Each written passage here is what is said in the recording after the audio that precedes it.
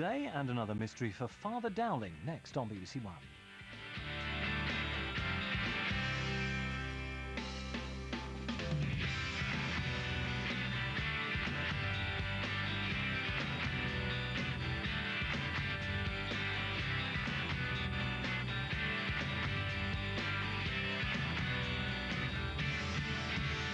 Dire need of inspiration, and Juan Pablo Angel duly provided it. His skill created the space, but was it a cross or was it a shot? It was certainly a goal. His second was somewhat scrappier. Bolton complained of offside, but by then Villa were right back in the tie. But all their good work was undone in the closing 15 minutes. A free header for Bruno Ngotti, and then a goal of the season contender. An Exocet missile from Okocha wrapped up a 5-2 scoreline and left Villa with a mountain to climb in next week's second leg. In the Premiership though, Wolves' stock continues to rise. They trailed for much of the game against Liverpool after Bruno Cherou's early strike.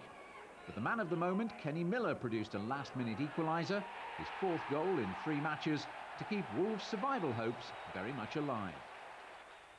Well, I'm fed up with this miserable weather. Fortunately, though, Shefali is here to tell us whether there's a change on the horizon. Yes, I'm fed up too, Kay. Thank you very much. Yes, the worst of it is over. A wet morning, but a better afternoon. We're starting to see the rain peter out around parts of Birmingham now. The clearance is coming from the northwest there, so Shropshire have already seen the rain disappear. But the last place to see that brighter, drier weather is going to be the southeast of the region around Northampton. But for all of us, it's a mild afternoon. Temperatures still up to about 9 Celsius.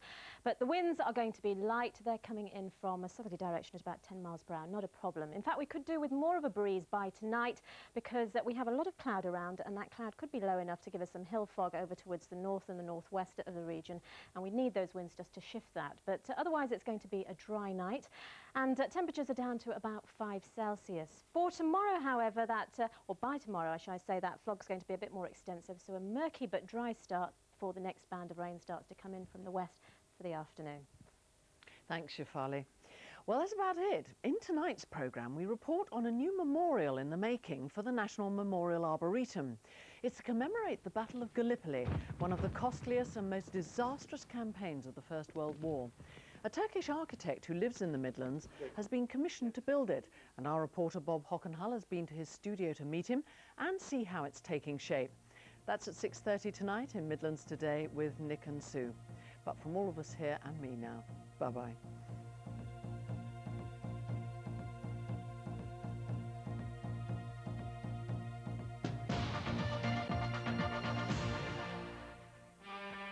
You know, when I was a lad, I used to think this place was a real dump.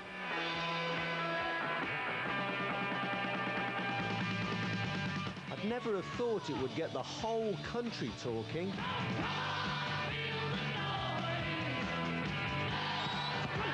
I used to dream of West Bromwich Albion playing in the Premiership. I've lived here all my life and I've seen no end of changes. Wake up to the difference. I wouldn't call it harassment, sir. You barge into this woman's home when you have absolutely no jurisdiction over her. Mere shilling. This is not a discussion. Another incident like this, you'll both be back in uniform. Nothing's fair in love and war. Red Cap, tonight at 9 on BBC1. Now on BBC One, lunchtime in Ramsey Street with the neighbours. And if you fancy chatting to Max, that's actor Stephen Lovett, after the show, just log on to bbc.co.uk/neighbours. Hey, me and Chen and John are going to the movies next week. Do you want to come? No, thanks.